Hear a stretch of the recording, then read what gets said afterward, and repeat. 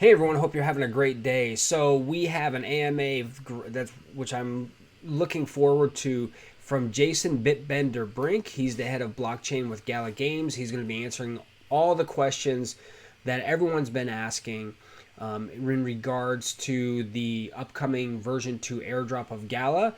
I will be breaking it into chapters. If you do not want to go through the entire hour, almost hour of questions, it sort of goes off on some tangents, but I will post the link to the entire AMA.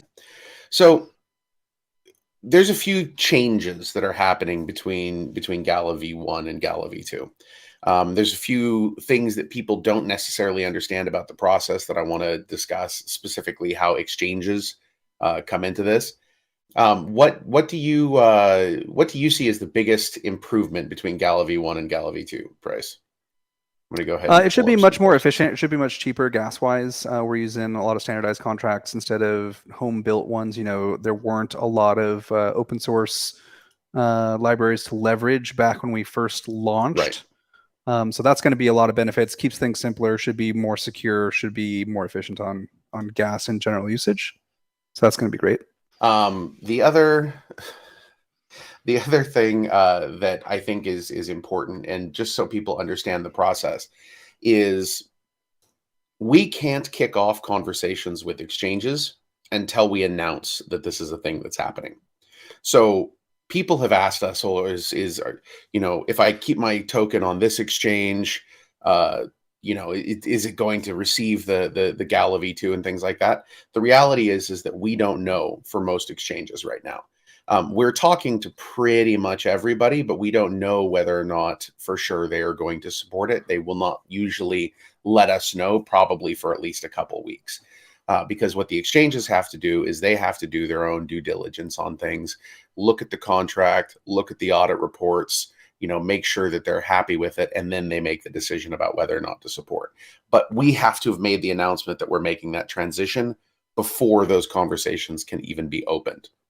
So it's a little bit irritating, and I know that for all of you guys, like, oh well, if I keep my Gala on Coinbase or Binance or pick an exchange, is it going to receive the V2? And we're not going to know that for a while. So what we're telling everybody is that the best thing that you can do is to, and this doesn't just apply to Gala. This applies to ETH. This applies to Bitcoin. This applies to whatever token you have. You should be keeping it as much as possible on your own address, on your own cold wallet, on your own device that is not in any way, shape, or form owned by somebody else. It's one of those things. Not your keys, not your crypto. So probably don't keep things on exchanges. That's a really bad way to get pretty badly wrecked. So that doesn't mean that these exchanges won't support. We don't know yet, though. So if you're worried, take it off the exchange, put it in your own address that you control, and then you should be fine. The other thing that's really, really, really, really, really, really, really important to note is that try not to keep any of your tokens in anything that's locked in a smart contract during the drop. So what does this mean, right?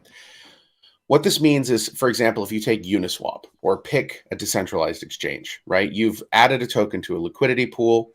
That liquidity pool is specifically written for that token, okay? If you were to put another token into that liquidity pool, you cannot get it out if it were to get sent to that address.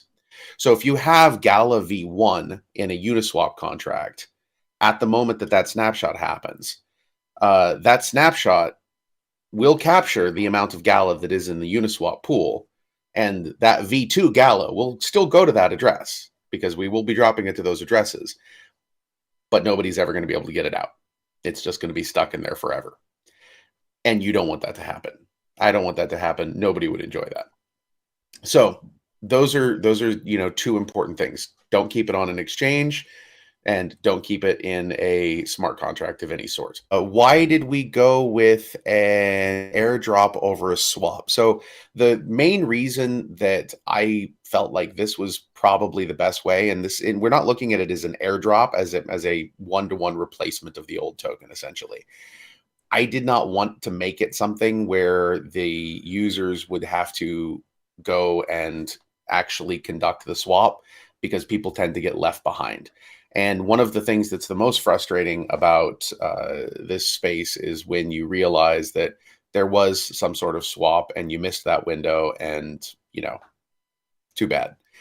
So this is going to be just a replacement and what's the superseding of the V1 token with the V2 token. So essentially same token, just more features, got some more bells and whistles on. I think also worth adding there that with the swap, we would be putting all of the gas costs on our community, thousands and thousands of dollars. With this approach, we're going to eat that for you guys. So this is an upgradable contract, and I saw someone did ask about it being a proxy contract as well. The reason it is a proxy contract is because it is upgradable. It allows us to make additional changes in the future, add additional features as new EIPs come online, and other changes to like ERC20 supporting standards. So we have that opportunity. We won't have to do this again. Current V1 is not upgradable. That's a critical thing here that's making us go through this process. But yeah, if you follow through Etherscan through to the proxy, you will see the fully verified source code there, so you can check out everything in there if you want to take a look.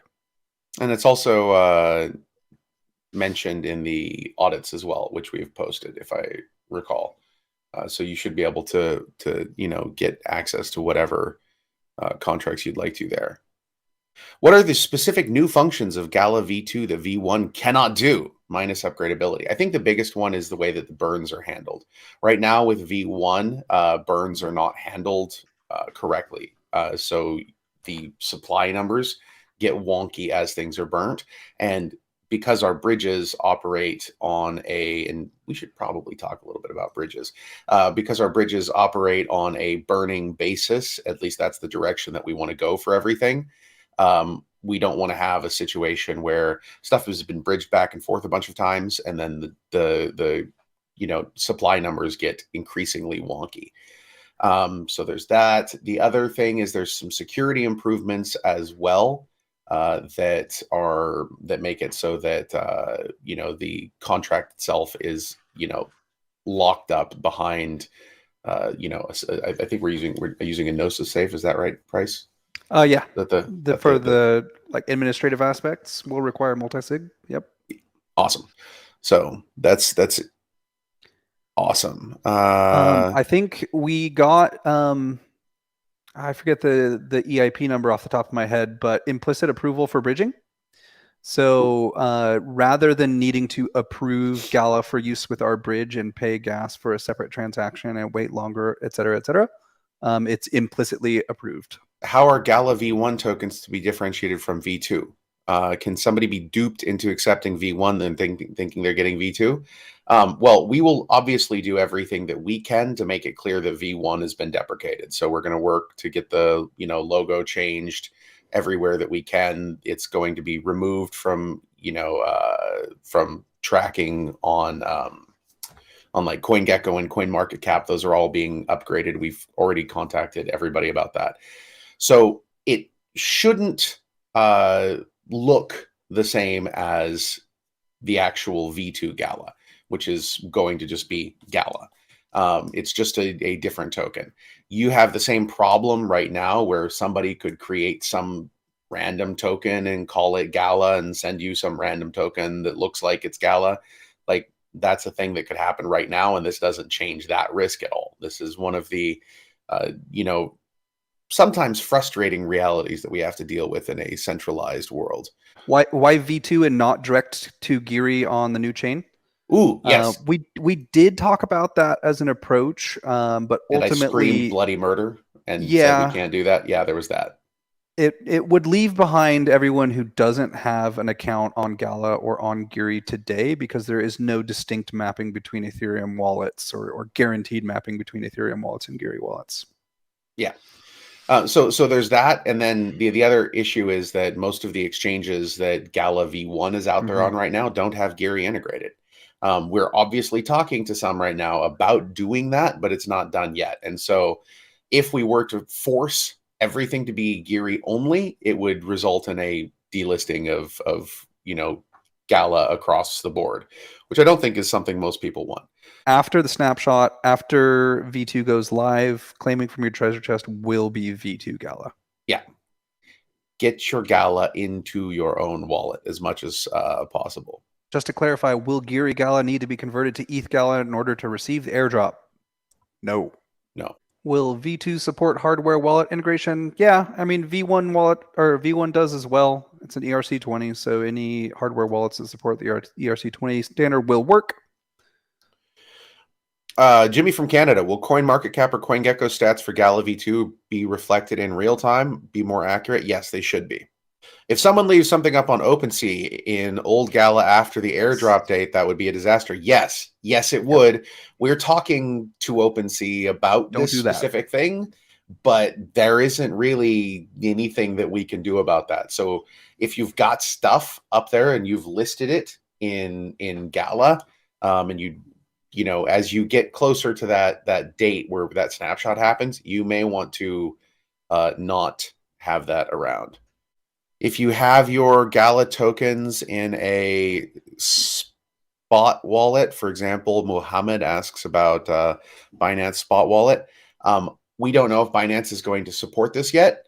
As soon as we know, we will obviously let you guys know, but I would recommend keeping your tokens in your own wallet. Will there be another upgrade from V2 to V3 when Geary launches? Nope. This is an upgradable contract, so if there's any further changes we need to make, it won't require this whole process. How soon after the snapshot will the new Gala be dropped?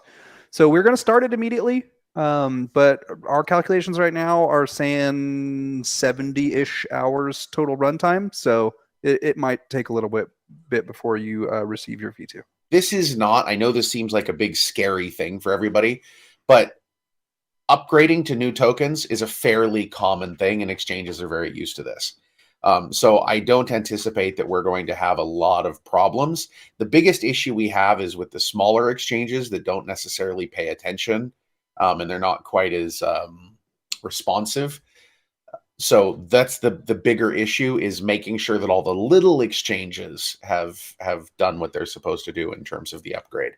Most of the bigger exchanges handle this sort of thing all the time. Do we have to be careful for exchanges like Uniswap? Yes. Uniswap contracts are not standard. They will get dropped to V2 and it will not be retrievable. So yeah, take it. Make sure that you take it out of Uniswap before the snapshot. Will there be native staking on chain for Gala V2? That's not a thing that's in the contract, no, but you can take that Gala V2 and go to a lot of other places that do enable staking. And how will we know once the snapshot has been done? We will announce here. We will announce, but we'll also announce a block height in advance. Maximum supply of V2 is the same as V1, 50 billion. That's not changing. None of the basic tokenomics are changing. All of the tokenomics are exactly the same as V1. So that none of that is changing at all. Okay. So I think this pretty much, I think we've answered most of the questions. Do you feel like we've answered most of the questions? I do. So I hope you guys are having a great day. Thank you so much. And remember, here at the Crypto Dojo, crypto never sleeps.